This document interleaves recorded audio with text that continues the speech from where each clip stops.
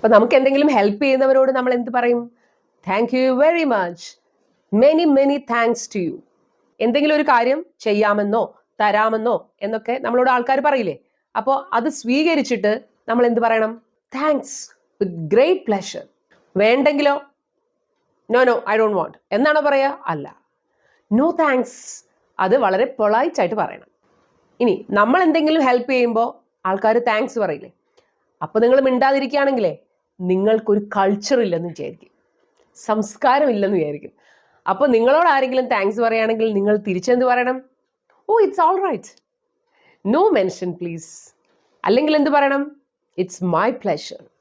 ഇവിടെ പറയുന്ന ഒരു രീതിയിലുണ്ട്. ചിലർ പറയും ഇറ്റ്സ് ഓൾ റൈറ്റ്. അങ്ങനെ പറഞ്ഞാൽ അത് പറയാതിരിക്കുന്നതാണ് നല്ലത്.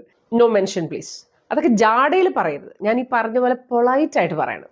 നോ മെൻഷൻ പ്ലീസ് എന്ന് പറഞ്ഞാൽ എന്താ? അതൊന്നും പറയേണ്ട ആവശ്യമേ ഇല്ല എന്ന്.